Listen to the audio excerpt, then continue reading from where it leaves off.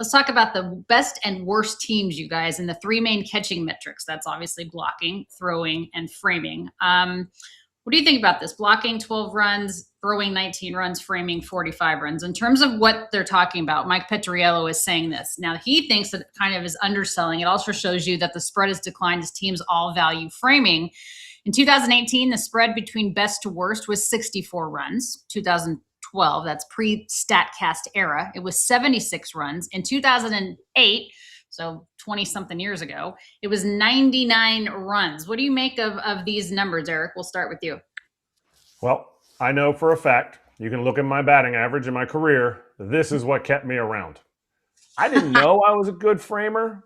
I thought I was good, but I didn't know there was a metric for it. I didn't know it was a thing. So I finished 2013, got traded to the Blue Jays, and that was the first time I saw anything. First time I saw any kind of numbers. And fast forward to 2020, it kept, they kept, oh, wow, your numbers are so amazing. The Yankees were like, oh, we were back on your numbers back in like 2012. There was a presentation done for the Yankees one of the years, and I don't know which one it was, that the year that Mike Trout won the MVP. The Mike Trout, prime Mike Trout, MVP. And the argument was framing is so important that Hank Conger, the same Hank Conger that everybody remembers, was more valuable based on a per run, per pitch basis than Mike Trout. That's asinine. I love Conger, but that is asinine. There's no way that Hank Conger, who, by the way, the Twins also got rid of when they got rid of Rocco Baldelli, there's no way that Hank Conger has more value. I love the dude. I went to his wedding, but there's no way that Hank Conger has more value in this game than Mike Trout. AJ, what say you? You see my face right now, right? So sometimes the metrics are BS. I also want to say this. Let's look at the teams that are at the top. Okay, Giants, Patrick Bailey is elite. The Blue Jays have strike throwers. The Yankees have veteran pitchers, right? The Tigers have mostly strike throwers. The Guardians have really good pitching and strike throwers. Okay? Guess what? They're going to get more strikes called. Now, that's not a knock on the catchers because Dingler won the Gold Glove, Austin Wells, Alejandro Kirk, Patrick Bailey's really good. Bo Naylor's gotten so much better. Now, if we go to the teams at the bottom, Nationals, White Sox, Rays, Angels. Guess what they didn't have a whole lot of? Veteran, great strike-throwing pitchers. Okay? So, and the White Sox had two rookie catchers catch this year, so the umpires aren't giving them the benefit of the doubt. The Nationals, Keibert Ruiz isn't known for his catching, and then they had the other young guys, right? So I just take this all with a grain of salt because the way I look at it is Jonathan Lucroy one year was the number one framing catcher in baseball. He didn't change a thing. The next year, he was the worst. So how does it go from one to the other? To me, it all goes on who your pitchers are, who you line up with umpires. Because let's say you get one umpire that calls more. Listen, I love Doug Eddings to death. He has a bigger strike zone than some other guys do. Okay? So you're going to get more strikes called, right? It's so subjective. Who's doing the rating on this, right? Who's doing this? To me, this is one of those things that is cool, and I'm sure it's gotten better over the years since it first started. I just don't know. Until someone can tell me how it's quantified, I look at it and say, great. Because for like Kratz and some other people, it made them some money, and it got them in great position to have a great career. But then I look at it and I go, okay, well, if my guy is getting 2 more strikes a game, but they're also missing more balls in the dirt and having more pass balls because they're trying to frame them, is it really worth it? I don't know. But hey, kudos to these teams. And there's arguments on both sides. The biggest thing, if we put the last picture up there, was the lowest teams. You saw the Dodgers and Phillies up there. That's what I was just going to say. Nobody would say Will Smith and JT Realmuto, who, by the way, JT Realmuto had been a top 10 receiver. Or nobody would say they're bad receivers. Did the Dodgers get a downgrade when they got rid of Austin Barnes? Austin Barnes was one of the best receivers. Just visually, you watch it and you're like, that dude catches the snot out of the ball. He beats the ball to the spot. I don't care if you're on one knee, 2 knees. Austin Barnes would catch from 2 feet. And The way he moved his hands, you can tell he is a good receiver. What is the predominant pitch that a lot of the guys on the Dodgers and Phillies, who were both playoff teams, two of the best teams in the National League, if not the two best, what pitch did a lot of those guys start throwing? We just talked about Roki yesterday. The split. I promise you, you try to frame a split, you're going to be chasing it to the backstop. You catch a splitter because it's a swing and miss pitch, and you're going to lose pitches. You're going to lose balls that are at the bottom of the zone, side of the strike zone, because they are nasty, elite pitches that are tough to pick up. So there's different things that go into this, and there is value in framing. But Kyle Higashioka said it yesterday. If the eye test does not match the numbers, it's not sustainable. But also, if you're selling out to one style of catching, one idea that every pitch that's framed is worth 0.12 runs and every pass ball is only worth 0.22 runs, but a pass ball with a runner on third is still equal to a pass ball with a runner on first going to second, then you're only looking at it as the numbers. And people will argue it till they're blue in the face. The idea is correct. The execution of it is too broad stroke, and everybody needs to do this. And I think that is doing a disservice to some catchers, but it's also doing a disservice to the value of players and certain plays in the game of baseball. I, for one, hope Austin Barnes gets on with the New York Mets. He is a good receiver. He's a good dude. He's caught a lot of very important innings, particularly in the postseason. AJ, what does this do if they implement robo umps? How does this whole framing conversation change? I don't think it frames because you're not going to get somebody going like this every pitch, right? Mm-hmm. And most of the time, if anything, it would fool your pitcher sometimes. And the umpires are still going to call the strikes that they see. And if it's close, I don't know that it changes that much. Here's the one thing I'll say.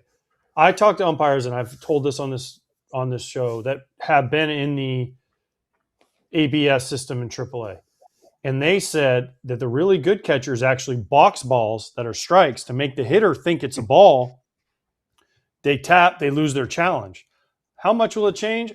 I don't know. We're going to have to see. That's going to be one of the fascinating things about 2026.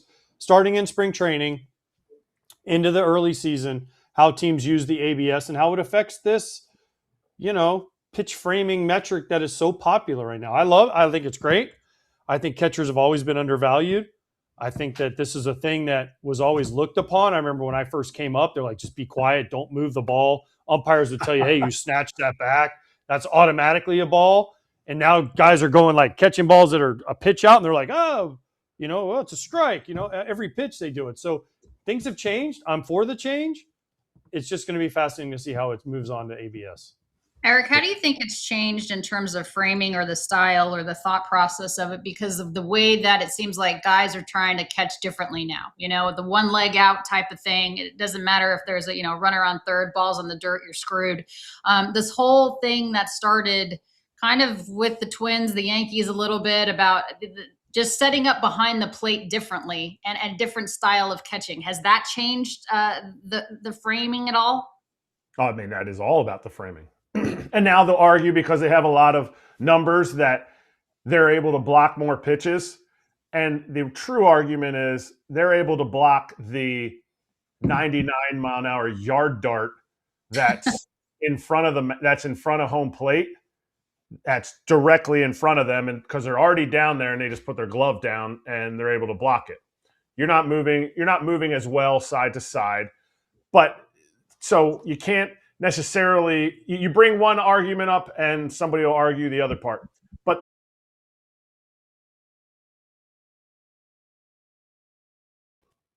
his knee was bugging him, so he went down and found out that the framing metrics were boosting him up because he was able to get the bottom of the strike zone, and he wasn't able to throw anybody out because the guys on his team were all 1-6 to 1-7. So he's like, why am I going to try to take away one piece of value if I can't throw anybody out? I might as well just go all in. And that's my issue with the framing being so overblown in value. Even though I made money in my career and stayed around because of it, is that value is there, but it's not as linear as what analytics says it is. And not everybody should be on a knee, because the idea is 48% of the pitches are in, 52% of the pitches are in the bottom half of the strike zone. Well, my argument was, and one of the areas that I was the best at for me, was the top half of the strike zone. I'm like, well, that's 48% of the pitches. Like, it's 50-50. And if you have a lot of guys that throw high balls at the top of the strike zone, shouldn't you be getting those too? So it's really how you manipulate the numbers. But ultimately, at the end of the day, you just got to get the job done. I think it also depends too on who's evaluating, what the statistical metrics are that they're evaluating by. I mean, can't you manipulate, as you were saying, the numbers, AJ, can't you manipulate it to service any sort of stat you're trying to prove? Yes. Yes. Again, yes. It's like war, right? I always laugh at war because there's more than one war, and no one can tell you how they figure out war, but everyone uses it as an evaluation tool and this and that. But if you can't even agree on how to calculate it, then how do you know who's this or that, which one's right? So yes, you can manipulate anything. I know this. When I used to watch a guy catch, and I still watch guys, you're like, oh, he's pretty good. He can steal pitches. Like I watch Patrick Bailey. I'm like, that dude can steal some pitches, right? And you know who's good and who's not good. And the numbers usually bear that out. I don't know that we need this, but it's another tool to help people evaluate catchers and put a value on them. All right, Eric, let me ask you this. How does this affect guys getting jobs? How does this affect guys coming up? When AJ said stealing pitches, I swear to God, I thought he said stealing bitches, but that's neither here nor there. How does this affect guys coming up trying to get jobs and maybe coming up in the minor leagues, trying to manipulate their style of their game to service what it is that's going to get them to the big league level? Yeah, stealing bitches, that's AJ's rap album that's coming out soon. It's a single. It's going to be just on cassette. But it's so effective. You see it in college. And there is a value to it. There's always been a value to it. It is not something that needs to be diminished in the sense of, oh, don't even worry about it. It's something that you always needed to improve. Ernie Witt was my catching coach. He was always teaching us, you have to beat the ball to the spot. You can't be late. You can't be like, AJ had over 2,000 career hits. Okay. I had like 2 to 100 hits in my career. The value will always be in the offense, but what kind of value do you get for your pitcher in the framing metric? And how do you equate that when you have a guy in the minor leagues that's doing it? That's really what's holding up Ethan Salas right now. Ethan Salas, ever since he was 16, the videos started coming out of him, the way he's able to receive the ball. It's smooth. It's unbelievable. If he doesn't hit over 190 and stay healthy, he's never going to make the big leagues. So as much as guys work on framing and they do it off machines instead of off of live pitchers, which is not completely applicable, like there's more ways to get to where they need to go than everybody go on a knee.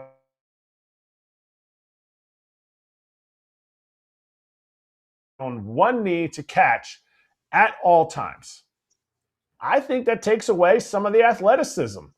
I think a guy like JT Realmuto wasn't in that category, wasn't with the Twins, but has been and may still be the most athletic catcher in the game. He could have played short in his prime. He could have played short in the big leagues for a weekend. And when you put him on a knee, you're putting him and my chewed up piece of bubblegum body in the same spot if you're going down to one knee all the time when you're receiving. Like, it's not one size fits all. You have to get the strikes, but not everybody needs to get them the same way. AJ, what do you think about manager calls in terms of pitch calling from the dugout? No. No, because here's my thing I have with this, and you watch it in college and high school and all this.